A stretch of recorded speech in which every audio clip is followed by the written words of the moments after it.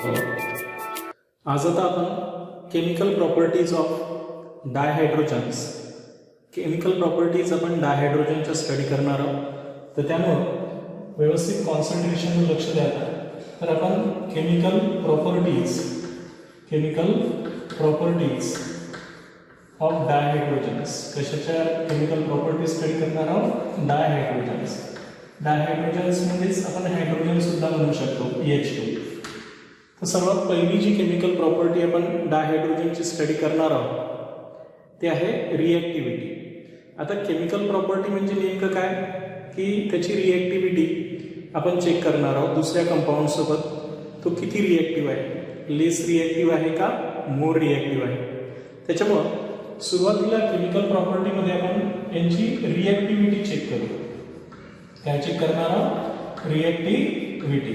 म्हणजेच हा हायड्रोजन जो आहे हा किती रिएक्टिव्ह आहे आणि याची रिएक्टिव्हिटी दुसऱ्या एलिमेंटसोबत किती आहे.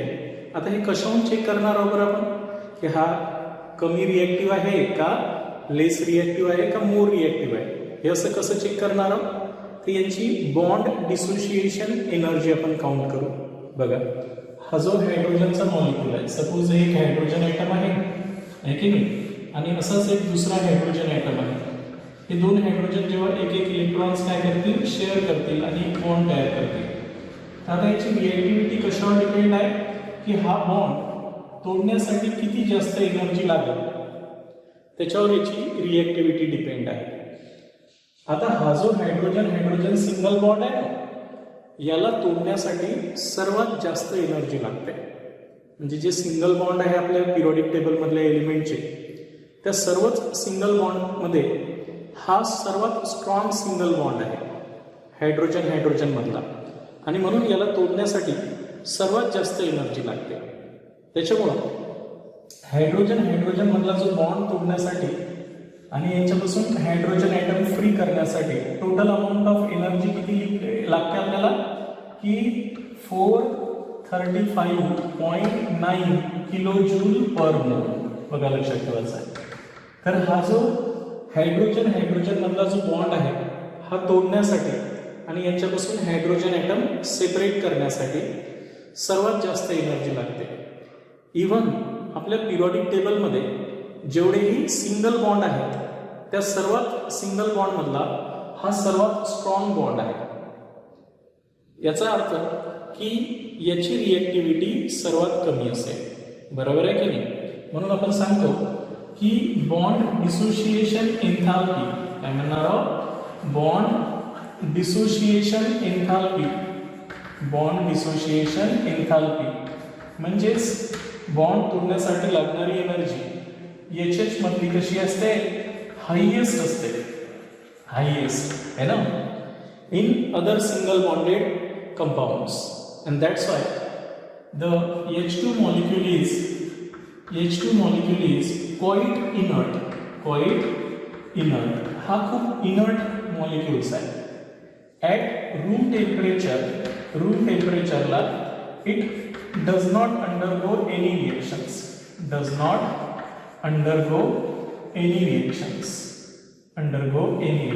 रूम टेम्परेचरला हे रिएक्शनच करणार नाही कारण याला तोडण्यासाठी खूप जास्त एनर्जी लागते. Near about 435.9 kilo joule. In fact, it is the highest in our periodic table in which two atoms having the single bond. है की नाही. त्याच्यामुळं हा मोस्ट स्टेबल कंपाऊंड आहे हायड्रोजन्स आणि त्याच्यामुळं याची रिएक्टिव्हिटी खूप कमी आहे. म्हणून आपण याला क्वाईट इनर्ट म्हणतो ॲट रूम टेम्परेचरला. म्हणून ज्याही वेळेस आपण हायड्रोजनच्या रिएक्शन्स करणार आहोत त्या रिएक्शन्स हाय टेम्परेचरलाच करणार आहोत. हे लक्षात ठेवायचं आहे. बरोबर आहे. त्यानंतर हा जो हायड्रोजन्स आहे आपण आता सांगितलं की हा क्वाईट इनर्ट आहे. आता the dissociation into hydrogen atoms, आपण जर याला हायड्रोजन ॲटम मध्ये जर डिसोशिएट करायचं असेल only when it is heated at more than 2000 kelvin temperatures. जर आपण या हायड्रोजन मॉलिक्यूलला किंवा डायहायड्रोजन्सला आहे की नाही, डायहायड्रोजन ओनली डिसोशिएट की तेव्हाच डिसोशिएट होतील, dissociate when they are heated when they are heated more than 2000 Kelvin temperature. जर या हायड्रोजनला आपल्याला तोडायचं असेल डायहायड्रोजनला तर जवळपास 2000 केल्विन टेम्परेचर लागते आणि त्याच्यामुळे हा हायड्रोजन क्वाईट इनर्ट आहे. आता इनर्ट असल्यामुळे काय होते की ॲटमॉस्फिअरमध्ये हायड्रोजन जरी राहिला तर ऑक्सिजन किंवा नायट्रोजन सोबत रूम टेम्परेचरला तो रिॲक्शन्स करणारच नाही. नॅचरल आहे इनर्ट असल्यामुळे, बरोबर आहे की नाही. आणि त्याच्यामुळं यांच्या रिॲक्शन्स नेहमी करत असताना यांची जी रिॲक्टिव्हिटी आहे ती खूप कमी असल्यामुळे यांना जर दुसऱ्या कोणत्याही कंपाऊंडसोबत दुसऱ्या कोणत्याही एलिमेंटसोबत यांची रिॲक्शन्स करायची असेल तर हे हाय टेम्परेचरलाच केल्या जात असते. सेकंड प्रॉपर्टी पाहू. पहिली रिॲक्टिव्हिटी आपण चेक केली. दुसरी प्रॉपर्टी आपण यांची चेक करणार आहोत ते आहे आता कंबस्टिबिलिटी. काय आहे कंबस्टिबिलिटी? बघा लक्षात ठेवायचं. कंबस्टिबिलिटी ही सेकंड प्रॉपर्टी आपण चेक करू. आता आपल्याला माहिती आहे की हायड्रोजन काय होत असतो कंबस्टेबल आहे.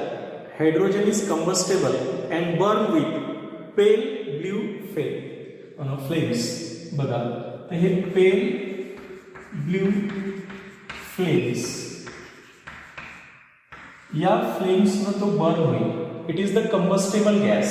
हा काय असतो कंबस्टेबल गॅस असतो. कंबस्टेबल गॅस हायड्रोजन गॅस हा कंबस्टेबल आहे आणि it burn with pale blue flames. याची पेल ब्ल्यू फ्लेम्स तयार होईल.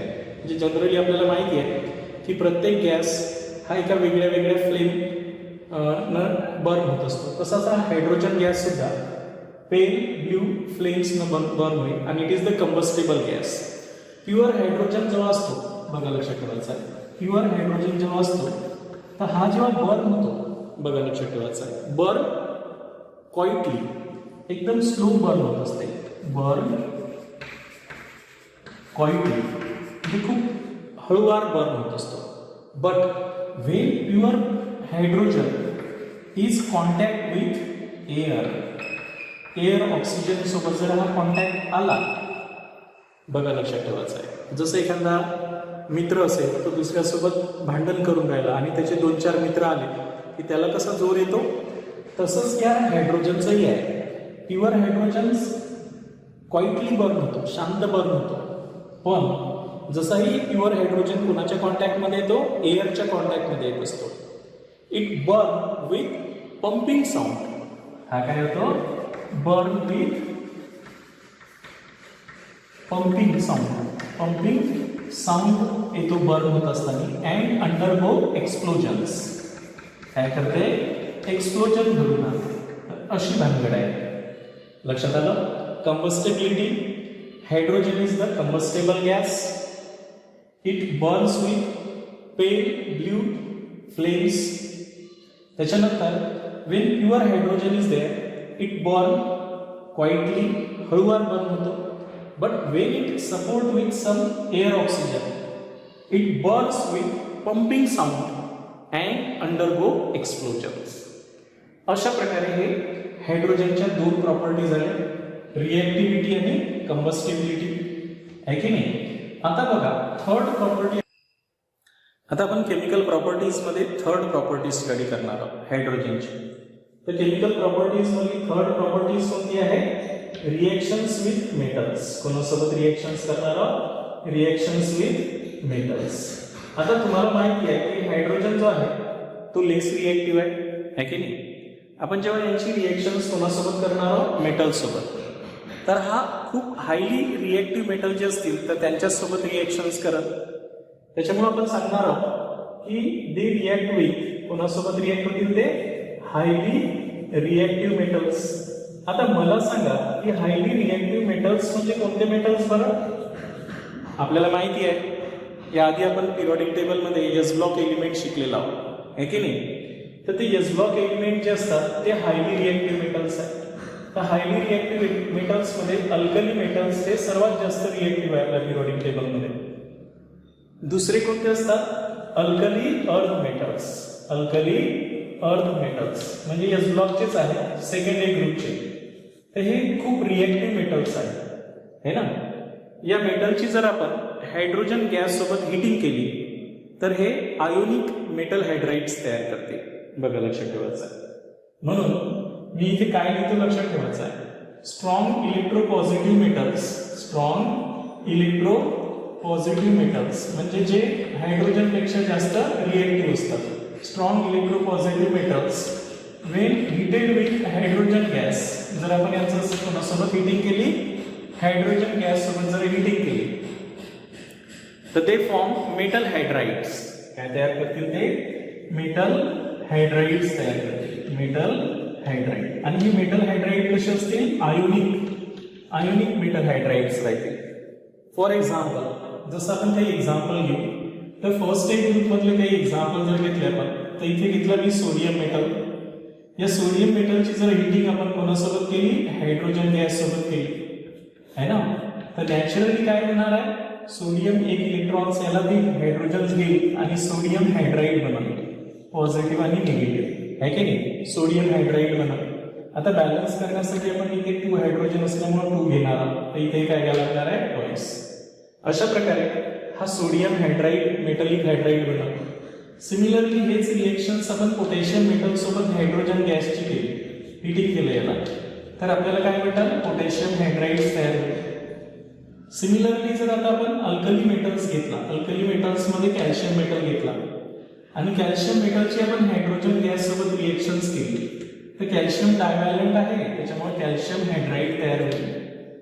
आता इंटरेस्टिंग एक ऑब्जेक्टिव्ह असते की हा जो कॅल्शियम हायड्राइड आहे, हा जो कॅल्शियम हायड्राइड आहे यालाच आपण एक स्पेशल नाव देतो. काय म्हणतो याला आपण, हायड्रोलिथ म्हणतो. काय म्हणतो, हायड्रोलिथ. ही जी कॅल्शियम हायड्राइड आहे it is called as hydrolith. काय म्हणतात, हायड्रोलिथ. म्हणून ऑब्जेक्टिव्ह मध्ये विचारते which of the following metal on reactions with hydrogens form hydrolith. तर त्याचा आन्सर कोणता आहे, calcium metals. Calcium hydride is called as hydrolith म्हणतो आपण याला. क्लिअर झालं मी काय म्हटलंय ते. तर ह्याचे रिएक्शन्स मध्ये जे हायड्राइड बनतात, हे जे हायड्राइड आहे हे आयोनिक हायड्राइड आहे. कोणते आहे, आयोनिक हायड्राइड आहे. आयोनिक हायड्राइड म्हणजे ज्यांच्यामध्ये मेटल आपला पॉझिटिव्ह पार्ट आहे, इलेक्ट्रॉन लॉस करणार आहे, आणि हायड्रोजन आपला निगेटिव्ह पार्ट आहे. तर हे जे हायड्राइड आहे तर ऑक्सिडेशन स्टेट -1 आहे हायड्रोजनची.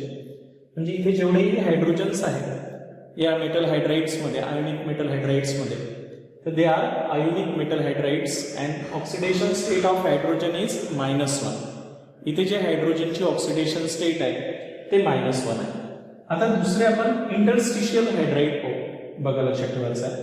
नेक्स्ट महत्वाचा पॉइंट आहे तो आहे आता अक्युलेशन्स. त्याच्यावरही ऑब्जेक्टिव्ह असते आहे ना, म्हणून एक नेक्स्ट पॉइंट पाहू आता आपण याच्यातच हायड्राइड मध्येच, अक्युलेशन्स. काय म्हणणार, अक्युलेशन्स. आता हे अक्युलेशन्स आहे काय, तर अक्युलेशन्स मीन्स ऍब्सॉर्प्शन. बघा लक्षात ठेवायचं, ऍब्सॉर्प्शन ऑफ, ऍब्सॉर्प्शन नाही, absorption of hydrogen gas on metal surface.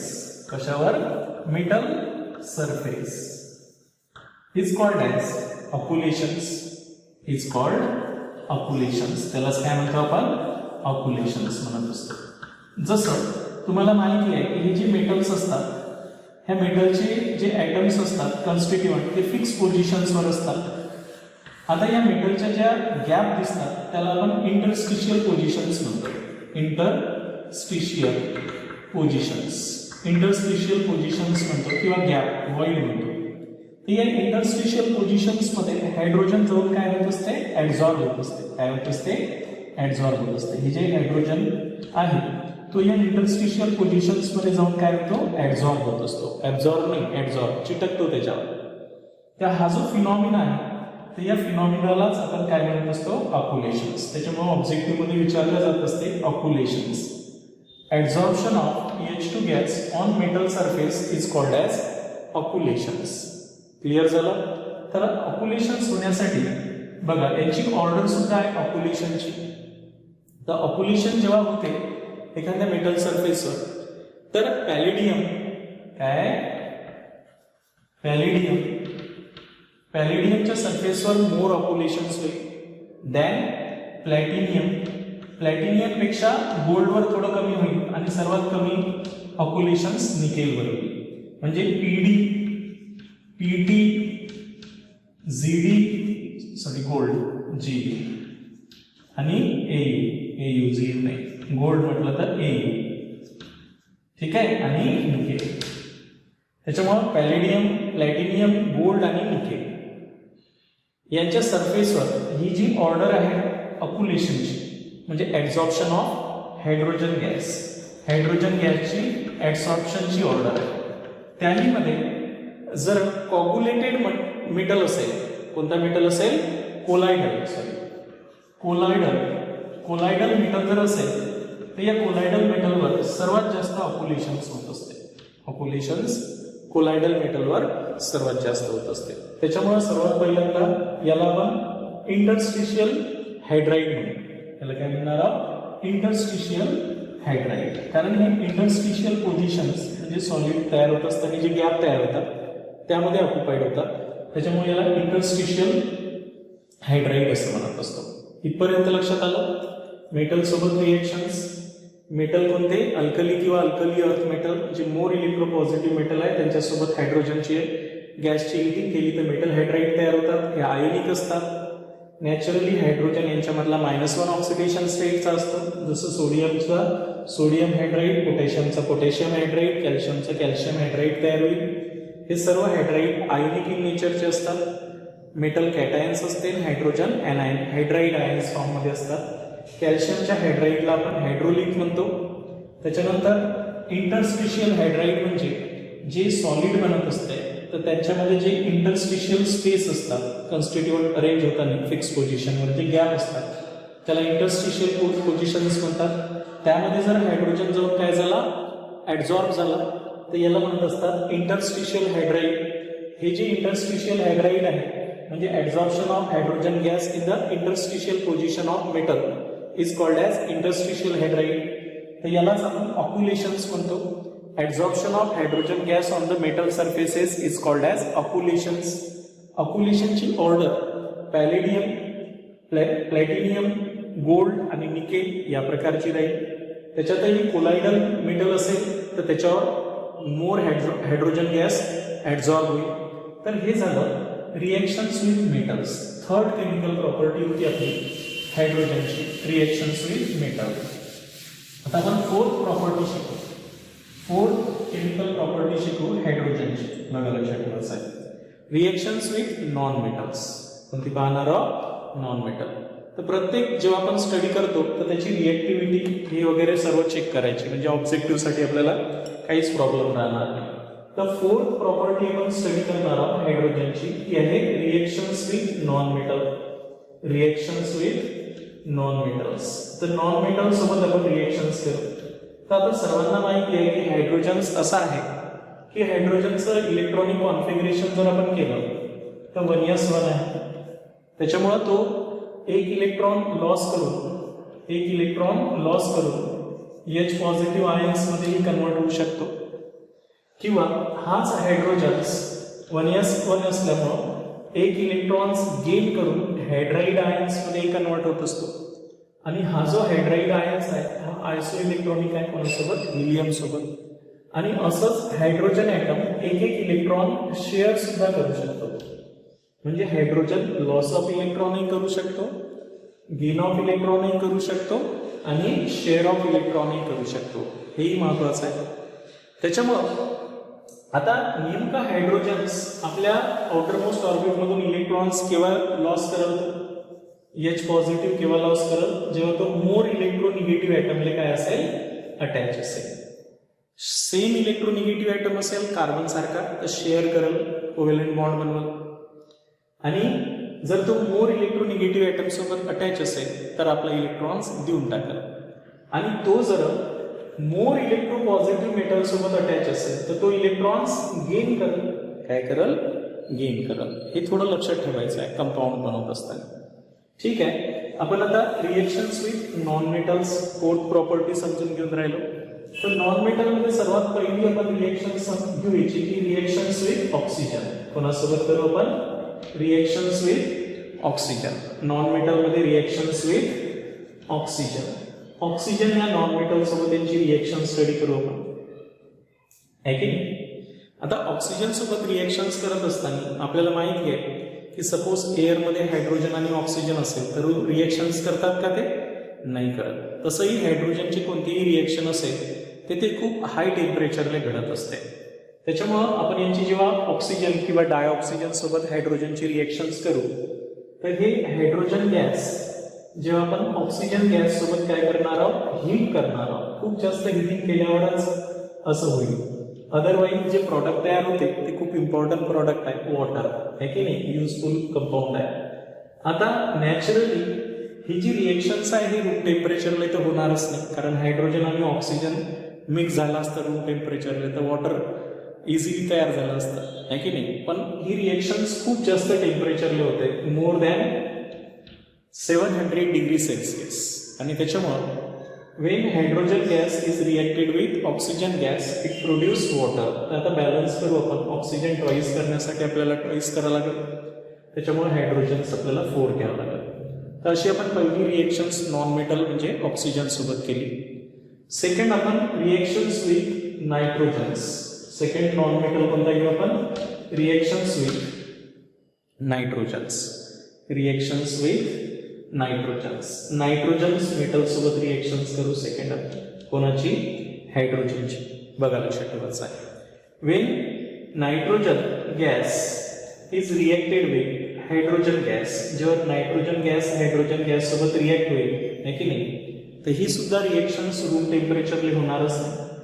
Nitrogen gas जर घेतला आपण आणि हायड्रोजन गॅसची रिएक्शन्स केली तर ही सुद्धा हाय टेम्परेचरलाच रिएक्शन्स होणार आहे. ॲट अबाउट 673 केल्विन टेम्परेचर, या टेम्परेचरला ही रिएक्शन्स होईल. आणि in the presence of catalyst such as iron and moderator molybdenum यांच्या प्रेझेन्समध्ये ही रिएक्शन्स होईल. बरोबर आहे की नाही? हाय टेम्परेचरला आणि खूप जास्त टेम्परेचरला आणि कॅटलिस्टच्या प्रेझेन्समध्ये ही रिएक्शन्स होईल. आता या रिएक्शन्समध्ये नियर अबाउट 2000 ॲटमॉस्फेरिक प्रेशरला ही रिएक्शन्स. सध्या आपल्यावर प्रेशर असते 1 ॲटमॉस्फेरिक प्रेशर, याच्यापेक्षा 200 टाइम्स मोर प्रेशर आपल्याला अप्लाय करावं लागते. तेव्हा हे नायट्रोजन आणि हायड्रोजन गॅस कंबाईन होते आणि एक युजफुल कंपाऊंड तयार होते ज्याला आपण अमोनिया म्हणतो. काय म्हणतो? अमोनिया. हा खूप युजफुल कंपाऊंड आहे जे फर्टिलायझर आहे, खतं. युरिया माहिती आहे आपल्याला, तर तो युरिया अमोनियापासून तयार केला जात असते.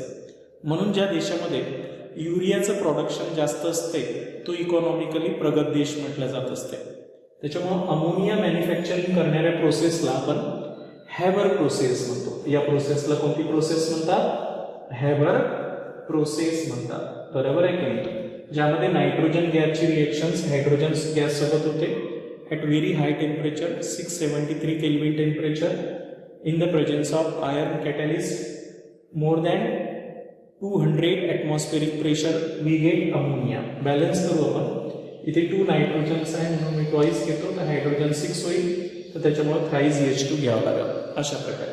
तर that process is called as Haber process.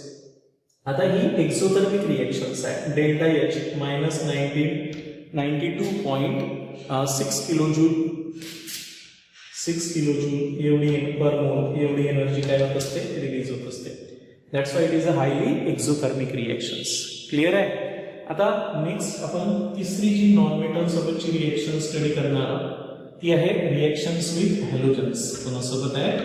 Reactions with halogens. Halogens म्हटलं तर काय येणार आहे? EX2. आता बाकीचे सिंगल असतात पण हॅलोजन सिंगल नाही आहे. कोणता कोणता आहे? फ्लोरीन, क्लोरीन, ब्रोमीन आणि आयोडीन.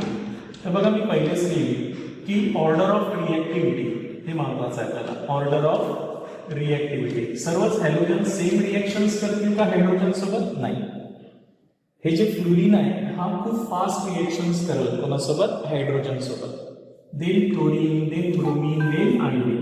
म्हणजे ऑर्डर ऑफ रिएक्टिव्हिटीमध्ये fluorine undergo faster reactions then chlorine then bromine then iodine. बरोबर आहे. फॉर एक्झाम्पल, जसं मी आता एक्झाम्पल घेतो, तर तुम्ही जर हायड्रोजन गॅसची रिएक्शन्स कोणासोबत केली, फ्लोरीन गॅस सोबत केली, तर ही इव्हन कोणत्या कंडिशनमध्ये होते, डार्क, म्हणजे अंधारात जरी हे दोन गॅस मिक्स केले तरी ही रिएक्शन्स होईल, आहे ना. इन डार्क कंडिशन्स मध्ये या दोघांची रिएक्शन्स केली तर हायड्रोफ्लोरिक ऍसिड तयार होते. तसंच हायड्रोजन गॅसची रिएक्शन जर आपण क्लोरीन गॅस सोबत केली तर याला थोडं टेम्परेचर द्यावं लागेल, म्हणजे सनलाईट, डिफ्यूज सनलाईटच्या प्रेझेन्स मध्ये करू. काय करू, डिफ्यूज सनलाईट यांच्या प्रेझेन्स मध्ये करू आणि आपल्याला काय तयार होईल, हायड्रोक्लोरिक ऍसिड तयार होईल. तसंच हायड्रोजन गॅसची रिएक्शन्स आपण ब्रोमीन सोबत केली तर हे इव्हन तुम्ही सनलाईट दिला तरी ही रिएक्शन होणार नाही, तुम्हाला हिटिंगच करावं लागेल, म्हणजे याची रिएक्टिव्हिटी ब्रोमीनची हायड्रोजन सोबत कमी आहे आणि हायड्रोब्रोमिक ऍसिड तयार होईल. आता याच्याही पेक्षा तुम्ही जर हायड्रोजन गॅस घेतला आणि त्याची रिएक्शन्स आयोडीन गॅस सोबत केली तर यांना आपण इव्हन हिटिंग तर करतो पण कॅटलिस्टही टाकावं लागेल यांची रिएक्शन घडवून आणण्यासाठी. टॉईस याच्या आहे. आणि म्हणूनच मी सांगतो की फ्लोरीन हा मोस्ट वेगरसली रिएक्शन्स करेल, लवकर रिएक्शन्स करेल, म्हणून order of reactivity toward the halogens and hydrogens, hydrogen आणि हॅलोजनची रिएक्टिव्हिटी ऑर्डर अशी असेल की fluorine undergo faster reaction then chlorine then bromine then iodine. तर हे झाल्या reactions with halogens non metals मध्ये. आता फोर्थ रिएक्शन्स पाहू आपण हॅलोजन झाल्यानंतर. Reactions with sulphur non metals मध्ये आपण कोणासोबत घेऊ, आता सल्फर नॉन मेटल्स घेऊ, त्यांच्यासोबत रिएक्शन्स करू, है की नाही. त्याच्यानंतर सल्फर नंतर कार्बन सोबत, हे नॉन मेटल्स मध्ये जी फोर्थ आहे आता ती आहे रिएक्शन्स विथ सल्फर. कोणासोबत करू आपण, सल्फर. आपल्याला सर्वांना माहिती आहे की सल्फर आणि हायड्रोजनची रिएक्शन्स केली तर हायड्रोजन सल्फाईड तयार होते आणि या हायड्रोजन सल्फाईडचा स्मेल कसा येतो, रुटीन एग्स स्मेल असतो, म्हणजे सडल्या अंड्यासारखा स्मेल असतो, है की नाही. जनरली एखाद्या बेसिक रॅडिकलचं प्रॅक्टिकल जेव्हा चालू असते तर त्यावेळेस एखाद्या कॉलेजच्या साईडनं जर एखाद्या रुटीन एग्स सारखा स्मेल आला तर समजून घ्यायचं की ते हायड्रोजन सल्फाईड गॅस तयार झालेला आहे. ते बेसिक रॅडिकलमध्ये आपण तयार करत असतो प्रॅक्टिकलसाठी. आता बघा, हा जो हायड्रोजन गॅस आहे ना, यांची रिएक्शन जर सल्फर सोबत केली, आपण हीट केलं strongly at 425 degree Celsius, 425 degree Celsius, high temperature शिवाय कोणतीच रिएक्शन होणार नाही. हायड्रोजन सल्फाईड गॅस तयार होईल which has routine egg smell. हे कॅरेक्टरिस्टिक स्मेल आपल्याला लक्षातच येऊन जाईल, आहे की नाही. फायनली फिफ्थ नॉन मेटल घेतला आपण, रिएक्शन्स विथ कार्बन. आता बघा, इझिली तर रिएक्शन्स होणारच नाही कोणत्या, कार्बनही तसंच आहे. आपण हायड्रोजन गॅसची रिएक्शन्स जर कार्बन सोबत केली तर खूप जास्त टेम्परेचरला ही रिएक्शन्स होईल, मोर दॅन 2500 म्हणजे 2500 केल्विन टेम्परेचर्स और इलेक्ट्रिकल स्पार्क. इलेक्ट्रिकल स्पार्क म्हणजे तुम्ही इलेक्ट्रिक स्पार्क जेव्हा घडवून आणसाल, दोन इलेक्ट्रोड जेव्हा एकमेकांना फ्यूज करसाल म्हणजे हाय व्होल्टेज देऊन, तर त्यामध्ये हायड्रोजन आणि कार्बन मिक्स होईल आणि आपल्याला हायड्रोकार्बन तयार होईल, C2H2 म्हणजेच ऍसिटिलिटी, CH ट्रिपल बॉन्ड CH हा तयार होईल, है की नाही. तर असं करण्यासाठी आपल्याला इथे टॉईस घ्यावं लागेल. तर अशा प्रकारे हे नॉन मेटल सोबतच्या रिएक्शन्स आहेत. नेक्स्ट आता यांची रिएक्शन्स, महत्वाची रिएक्शन्स आहे रिड्युसिंग प्रॉपर्टीज हायड्रोजनची, आहे की नाही. त्याच्यामुळे आता नेक्स्ट प्रॉपर्टी आपण समजून घेणार आहोत सल्फर सोबत झाल्यानंतर, याचं रिड्युसिंग कॅरेक्टर. हे सुद्धा खूप महत्वाची रिएक्शन्स आहे. बघा, नेक्स्ट आहे hydrogen is a strong reducing agent, है ना. म्हणून नेक्स्ट फिफ्थ प्रॉपर्टी स्टडी करू आपण, reducing properties of hydrogens, reducing properties of hydrogens किंवा डायहायड्रोजन्स यांच्या रिड्युसिंग प्रॉपर्टीज. आता हायड्रोजन रिड्युसिंग एजंट म्हणून ऍक्ट होतो, म्हणजे तो दुसऱ्याला रिड्यूस करतो. Removal of oxygen is called as reductions किंवा addition of electrons is called as reductions, या प्रकारे करत. आता हे हायड्रोजन्स कोणाला रिड्यूस करतो माहिती आहे का, की जे लेस इलेक्ट्रोपॉझिटिव्ह मेटल्स आहेत त्यांना ही इलेक्ट्रॉन देऊ शकते. बघा, हायड्रोजन कोणाला रिड्यूस करते, इट रिड्युसेस, हे महत्वाचं आहे, it reduces the less electropositive metal, less electropositive metal. आता लेस इलेक्ट्रोपॉझिटिव्ह मेटल्स म्हणजे कोणते, जे हायड्रोजन पेक्षाही लेस रिएक्टिव्ह आहेत. म्हणजे लेस इलेक्ट्रोपॉझिटिव्ह मेटल्स मध्ये कोणते येतात, Pb वगैरे, कॉपर आहे की नाही, आयर्न, यांची जी ऑक्साईड आहे यांचं हे रिडक्शन्स करणार आहे. बघा लक्षात ठेवायचं आहे. फॉर एक्झाम्पल, जसं एक्झाम्पल मध्ये घेऊ आपण, तर तुम्ही जर PbO लीड ऑक्साईड घेतला आणि हायड्रोजन गॅस सोबत त्यांची रिएक्शन्स केली, हिटिंग केली, तर removal of oxygen is called as reductions. याचं कन्व्हर्शन Pb मध्ये होईल आणि H2O निघून जाईल, आहे की नाही. सेकंड एक्झाम्पल जर घेतला आपण, Fe3O4 मॅग्नेटाइट म्हणतो आपण याला, कोणत्यावर म्हणतो, मॅग्नेटाइट, आयर्नचा ओर आहे. तर मॅग्नेटाइटची हिटिंग जर आपण हायड्रोजन सोबत केली तर जेवढे ऑक्सिजन आहे ते हायड्रोजन्स घेऊन जाईल. 4 ऑक्सिजन आहे ते 8 हायड्रोजन्स लागले, म्हणून मी 4 करतो इथे, आणि 3 फ्लूइड काय होईल, Fe तयार होऊन जाईल. Fe तयार होईल plus 4H2. Removal of oxygen is called as reduction. Similarly आपण जर कॉपरचा ऑक्साईड घेतला, लेस रिएक्टिव्ह मेटलचा, आणि यांचा हायड्रोजन सोबत रिएक्शन्स केली, हिटिंग केली, तर नॅचरली काय होणार आहे, removal of oxygen is called as reductions. Copper तयार होईल प्लस H2. बघा, तुम्हाला लक्षात आलं पाहिजे की रिडॉक्स रिएक्शन नुसार हा याची ऑक्सिडेशन स्टेट +2 आहे आणि याची ऑक्सिडेशन स्टेट 0 आहे. त्याच्यामुळे इथे काय झालेलं आहे, गेन ऑफ इलेक्ट्रॉन्स. काय झालेलं आहे, गेन ऑफ इलेक्ट्रॉन्स. म्हणजे याचं झालं रिडक्शन्स. PbOचं Pb मध्ये रिडक्शन झालं आणि हे रिडक्शन कोण घडून आणलं, हायड्रोजन्सनं. तो 0चं याचं स्वतःचं कन्व्हर्शन झालं +1 मध्ये. म्हणजे यांनी तर इलेक्ट्रॉन्स लॉस केला आणि यांनी इलेक्ट्रॉन्स गेन केला. असं प्रत्येक जागी झालेलं आहे. इथेही कॉपर 2चं कन्व्हर्शन 0 मध्ये झालेलं आहे. म्हणजे याचं झालेलं आहे गेन ऑफ इलेक्ट्रॉन्स, म्हणजे याचं झालेलं आहे रिडक्शन्स. आणि हे रिडक्शन घडवून कोण आणलं, हायड्रोजन्स. आणि म्हणून याला काय म्हणत असतात, रिड्युसिंग एजंट. तर असं हे लेस इलेक्ट्रोपॉझिटिव्ह मेटलला काय करू शकतात, इलेक्ट्रॉन देऊ शकतात, कोण, हायड्रोजन, आणि ऍक्ट ॲज ए रिड्युसिंग एजंट. म्हणून ही नेक्स्ट प्रॉपर्टी झाली याची, रिड्युसिंग एजंट वाली. तसंच आपल्याला माहिती आहे की कार्बन मोनॉक्साईड, जे वॉटर गॅस, आपण याच्या आधी शिकलेलो आहोत प्रिपरेशन्स मध्ये. वॉटर गॅस कशाला म्हणत असतो आपण सांगा, कार्बन मोनॉक्साईड गॅस आणि हायड्रोजन गॅसला काय म्हणतो, water gas. It is also called as syngas. काय म्हणतो आपण, सिंग गॅस. सिंग गॅस म्हणजे synthetic gas which is use for the preparations of. बघा, म्हणून जर कार्बन मोनॉक्साईडची रिएक्शन्स, कार्बन मोनॉक्साईड गॅसची रिएक्शन्स हायड्रोजन गॅस सोबत केली, आहे की नाही, तर काय तयार होते, मिथिल अल्कोहोल तयार होत असते. म्हणून आपण याला सिंग गॅस म्हणतो. हायड्रोकार्बन मिथेनॉल वगैरे तयार करते. तर ही reactions more than 200 to 300 degree सेल्सिअसला होईल in the presence of catalyst. आपोआप होणार नाही हायड्रोकार्बन तयार करण्यासाठी. झिंक ऑक्साईड आणि क्रोमियमचे ऑक्साईड्स आपण ऍड करू, तेव्हा हे कार्बन मोनॉक्साईड हायड्रोजन गॅस सोबत रिॲक्ट होऊन मिथिल अल्कोहोल तयार करत. तर अशा प्रकारे आपण वॉटर गॅस किंवा कोल गॅस पासून काय तयार करू शकतो, मिथिल अल्कोहोल तयार करू शकतो, है ना. आता ही जी रिएक्शन्स आहे तर बेसिकली कार्बन मोनॉक्साईडची हायड्रोजन गॅस सोबतच रिएक्शन आहे. इथपर्यंत समजलं. आता नेक्स्ट यांची युजफुल प्रॉपर्टी. आपण जे डालडा खातो किंवा घी खातो तर हे बेसिकली कोणापासून तयार केलेलं आहे, ऑइल पासून तयार केलेलं आहे, व्हेजिटेबल ऑइल पासून. त्याच्यामुळे नेक्स्ट रिएक्शन्स आहे की हायड्रोजिनेशन्स ऑफ ऑइल. काय म्हणू आपण, next reactions with unsaturated hydrocarbon, आहे की नाही. म्हणून नेक्स्ट 6 जी रिएक्शन्स आहे ती आहे reactions with hydrocarbon, reactions with unsaturated hydrocarbon, unsaturated hydrocarbon, unsaturated hydrocarbon.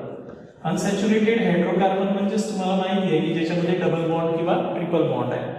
तर यांच्यामध्ये ही रिडक्शन्स करण्यासाठी आपण हायड्रोजन वापरतो. जसं फॉर एक्झाम्पल इथिलीन घेतला आणि यांच्यामध्ये जर हायड्रोजन्स आपण ऍड केलं तर कोणाच्या प्रेझेन्समध्ये करतो, पीडी किंवा निकेलच्या प्रेझेन्समध्ये करतो 473 केल्विन टेम्परेचरला. ऍडिशन ऑफ हायड्रोजन्स होईल आणि याचं सिंगल बॉन्डेड हायड्रोकार्बन मध्ये कन्व्हर्शन्स होईल. अशा प्रकारे तर ही रिएक्शन्स आहे. अशाच प्रकारे जे व्हेजिटेबल ऑइल आहे, व्हेजिटेबल ऑइल आहे, व्हेजिटेबल ऑइल म्हणजेच आपण जे ऑइल खातो ते यांचं सुद्धा हायड्रोजिनेशन्स केलं तर यांचं व्हेजिटेबल व्हेजिटेबल फॅट्स मध्ये कन्व्हर्शन होत असते, ज्याला आपण डालडा म्हणतो. काय म्हणतो?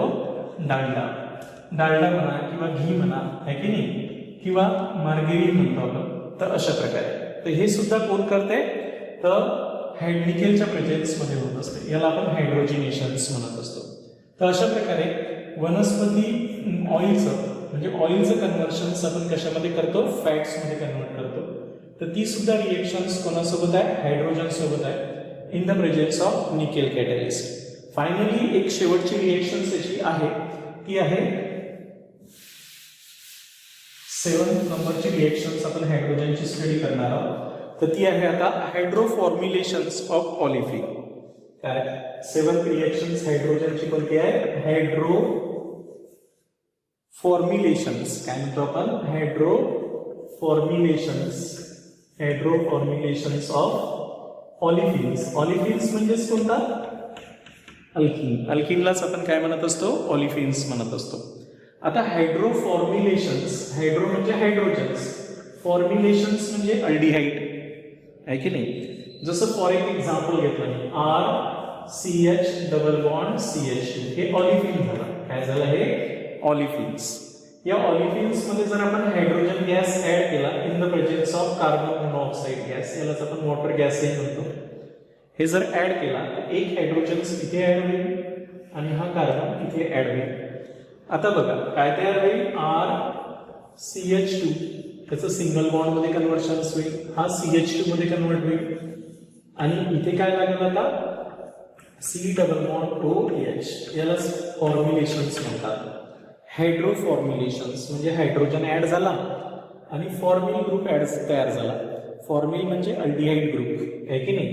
तर नंतर या हायड्रोफॉर्म्युलेशन्स मध्ये हा जो हायड्रोफॉर्मिल ग्रुप आहे की नाही, म्हणजे अल्डिहाइड ग्रुप आहे, याच्यामध्ये फर्दर हायड्रोजन ऍड होते. काय होते? फर्दर हायड्रोजन ऍड होत असते आणि याचं कन्व्हर्शन अल्कोहोल मध्ये होत असते. त्याच्यामध्ये RCH2 CH2 CH2 OH, बरोबर आहे. अशा प्रकारे फर्दर हा अल्डिहाइड फंक्शनल ग्रुप जो आहे तो अल्कोहोल मध्ये कन्वर्ट होत असते. या रिएक्शन्सला आपण काय म्हणत असतो?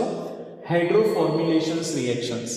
हायड्रोफॉर्म्युलेशन्स of olefin yield the aldehyde. पहिले तो अल्डिहाइड यील्ड करतो, विच फर्दर अंडरगो हायड्रोजिनेशन, ज्याचं पुन्हा फर्दर हायड्रोजिनेशन होते आणि वी गेट अल्कोहोल. तर दॅट इज कॉल्ड ॲज हायड्रोफॉर्म्युलेशन्स.